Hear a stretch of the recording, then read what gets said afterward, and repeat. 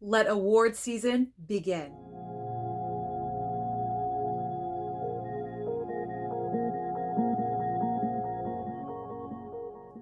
What's going on, guys? Welcome back to my channel. I'm very excited to film today's video because it is official. Award season is back. This coming Monday, December 12th, the Golden Globe nominations are going to be announced. So in today's video, I'm going to share with you my own personal predictions of who I think is going to be nominated. Now, I do want to preface this by saying I am not an expert. I don't pretend to be. I've just been watching award shows for decades. So I'm pretty good at guessing who is going to be nominated.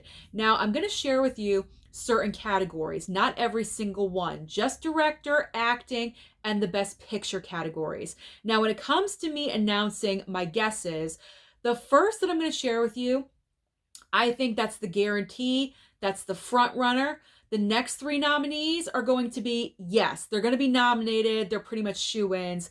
And then the fifth nomination is kind of like the dark horse or the surprise, if you will. And pretty much every single category has one of those. So let me pull up my red carpet.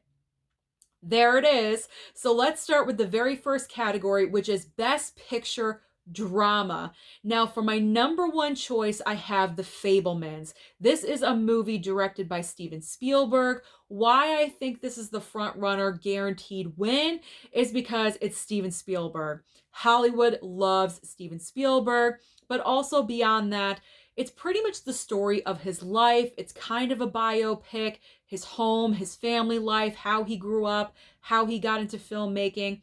Now, it hasn't really performed well at the box office, but except for Top Gun Maverick, not a lot of other movies that are in contention for nomination have been performing extremely well. So box office really has nothing to do with nominations this year because the box office has just really gone off balance. Movies aren't making as much money as they used to. So The Fabelmans, I think, is the front runner for Best Picture Drama.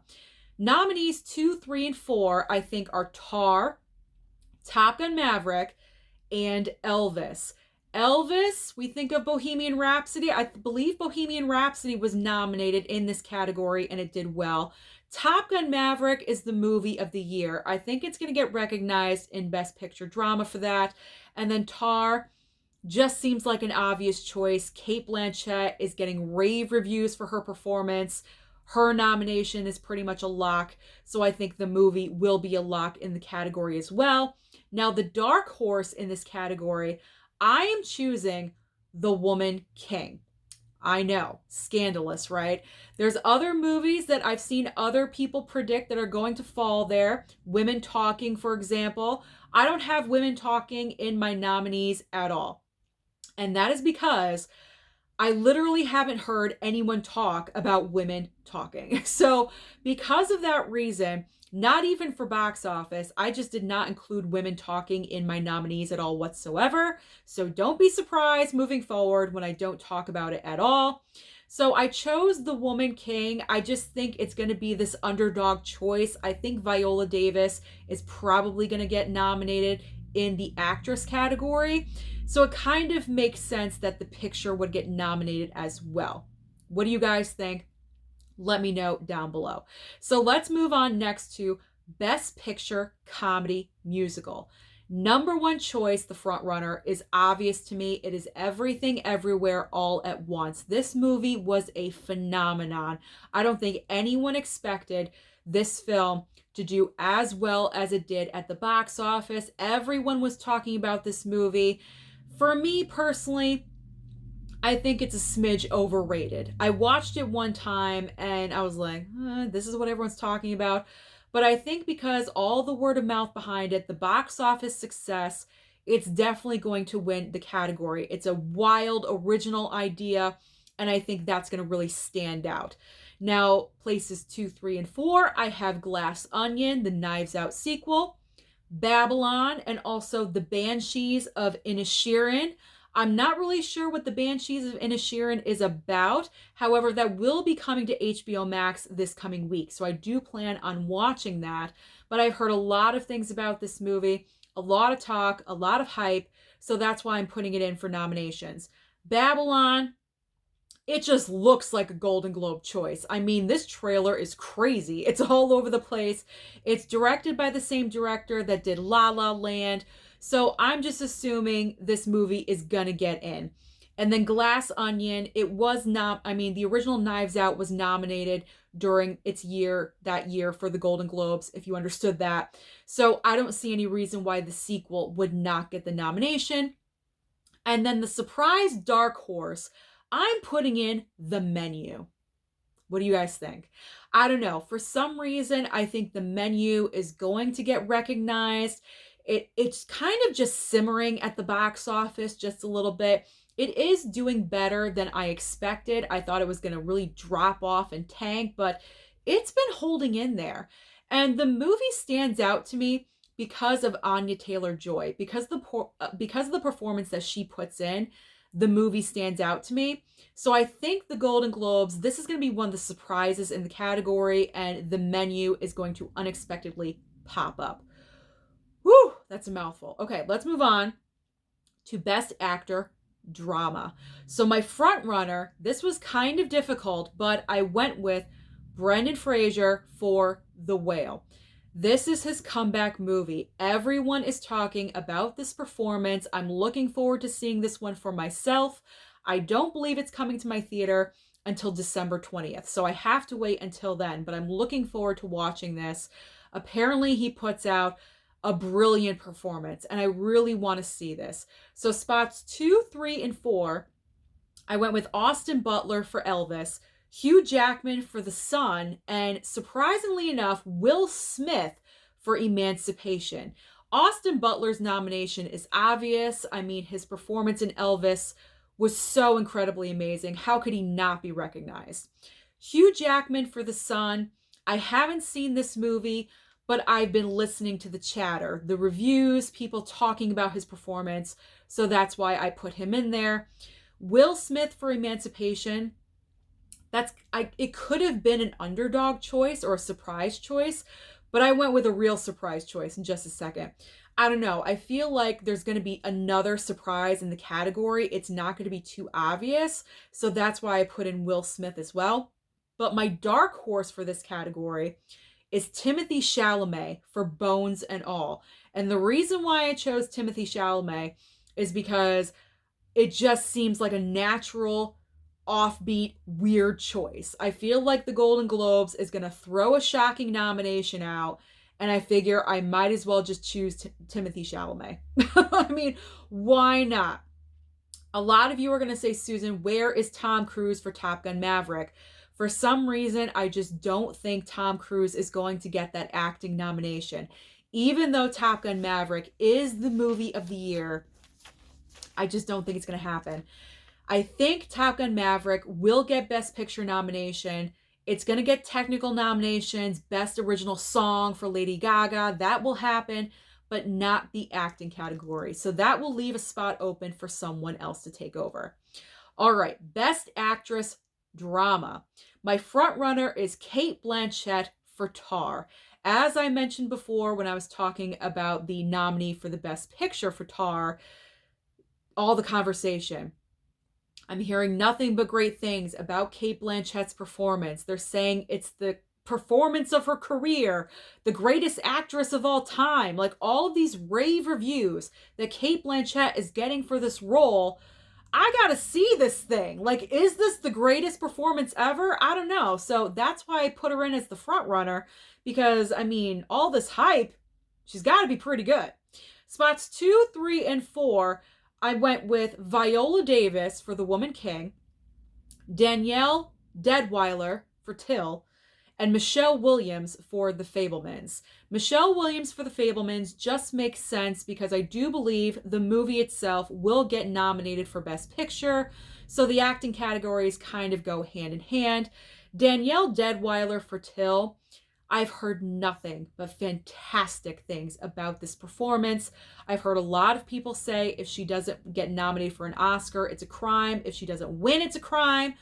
So if her performance is that great, she's got to get a Golden Globe nomination. And then Viola Davis, as I said, because my dark horse for the Best Picture category is there, I might as well give her an acting nomination as well. So my fifth choice as the dark horse random for the actress category in drama is Ana de Armas for Blonde. And the reason why she's the dark horse is because this movie, if you saw it, you know what I'm talking about. Like, this movie, even though it is about Maryland and award shows love to award Hollywood, about people in Hollywood, this movie is scandalous. It's very graphic. It is very in your face. We don't even know what's accurate and what's not accurate. But based on her performance alone, she does bring it. So she might get the Golden Globe nomination, but I'm not sure if she will get recognized in any award shows going forward. So Ana de Armas is my dark horse for Best Actress in Drama. Now, Best Actor, Musical Comedy. Let's start off with my frontrunner of Colin Farrell in The Banshees of Inisherin. Same thing here. I've been hearing a lot about this movie. I have not yet seen it. I don't know what it's about, but I've heard nothing but fantastic things about Colin Farrell's performance. So when it comes to future award shows, Brendan Fraser and Colin Farrell are going to be going head to head of who is going to win, because I can guarantee you those are going to be the two that are going to be fighting for who is going to win Best Actor every single award show this season. In spots 2, 3, and 4, I put Daniel Craig for Glass Onion. He was nominated for the original Knives Out in that year, so it just makes sense. Adam Driver. I chose Adam Driver for White Noise. This is a film, I believe, coming to Netflix. It is not yet here, but obviously Golden Globes, they look beyond that and they do nominate before it comes out. Adam Driver is pretty much always nominated lately for anything that he does, so I wouldn't be surprised if he, snagged a nomination. Sorry, I'm super excited. Then we have Diego Calva for Babylon.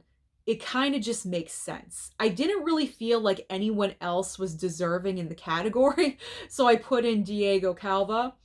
And then my dark horse, my extreme dark horse, is George Clooney in Ticket to Paradise. It's probably going to go to somebody else, but I kind of made another choice, which it would make sense, which I'll get to in just a second. All right, Best Actress, Musical Comedy. Number one choice, it's obvious. It's Michelle Yeoh from Everything Everywhere All at Once. Like I said, this is the movie of the year besides Top Gun, or I should say it's the phenomenon of the year. Top Gun Maverick is the movie of the year, but Everything Everywhere All at Once is the phenomenon of the year. And Michelle Yeoh, it's all about Michelle Yeoh. This was her year, all of her success. She's been in Hollywood for decades, and she's finally getting the recognition that she's been deserved. I mean, she's been around for so long, and it seems like for some reason this is like her breakout role, and she's all over the place. So I can guarantee she's most likely going to win in this category. But other nominees that I think are strong: Margot Robbie for Babylon, Keke Palmer for Nope, and also Julia Roberts, Ticket to Paradise. So I originally put Julia Roberts in this category for Ticket to Paradise. It kind of just made sense, and I was like, you know what, I'll throw in George Clooney into the other category. So that's why he's the dark horse. But I don't think Julia's the dark horse. I think someone else is. Keke Palmer, I gave her a regular solid nomination because she was the standout in Nope. She got the attention. She definitely deserves a nomination for that role. And then Margot Robbie for Babylon is pretty much just a given, and it's obvious. But my dark horse in this category is Anya Taylor-Joy for The Menu. Like I said, when I was talking about the movie possibly getting a nomination, I could also see Anya Taylor-Joy getting a actress nomination because she's the standout. To me, she is the movie. She is the standout, and it wouldn't surprise me if she got recognized. All my shuffling of papers here. Now let's get into Best Supporting Actor. Now this is one category: drama, musical comedy, it's all in one. So Best Supporting Actor, another no-brainer, and I don't know how to say his name, Ke Huy Quan from Everything Everywhere All at Once. You know him better as Short Round from Indiana Jones or the kid from the Goonies. This is his major comeback. He has been winning awards from independent award shows this past week, last week. Pretty much he's a lock. He's a guarantee he's going to win this category. But just in case, you never know. Other nominees, I threw in Brendan Gleeson from Banshees of Inisherin, Paul Dano for The Fabelmans, and also Brad Pitt for Babylon. So Brad Pitt for Babylon, it kind of just made sense for the supporting role. I had to fill in that category in that slot, so I just put in Brad Pitt. Paul Dano for The Fabelmans, again, it makes sense. I put in Michelle Williams, I put in the movie itself, Spielberg, obviously, so I put in Paul Dano, and then Brendan Gleeson, word of mouth. I've heard things about the performance, so I decided to put him in there. Now for my dark horse. My surprise for the category. In the 5th spot, I'm putting Tom Hanks for Elvis, and I will tell you the reason why. I didn't personally care for Tom Hanks's performance in this movie in Elvis, but the Golden Globes, for some reason, I just have this feeling that they're going to eat up that performance. They're going to love it. They're going to think, oh my God, Tom Hanks, brilliant. Let's give him a nomination. They're so random sometimes. I feel like that's the most random, shocking nomination that they could deliver. So I put it in there. Getting into supporting actress category. My number one choice frontrunner is Janelle Monáe from Glass Onion. If you guys got the chance to see this movie in the theater, you know exactly the reason why she is my number one choice. I don't want to reveal anything too much because this film isn't even out on Netflix yet.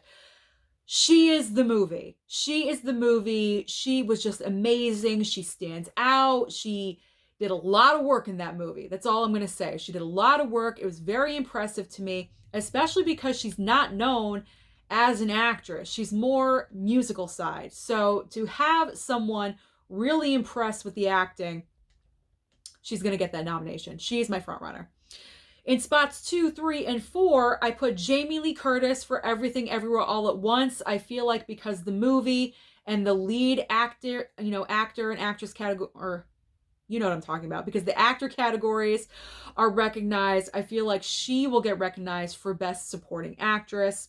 Not that she gave the best performance. I honestly thought that part could have gone to anyone, not necessarily an A-list star. It could have gone to, like an unknown person, and it would have turned out the exact same way.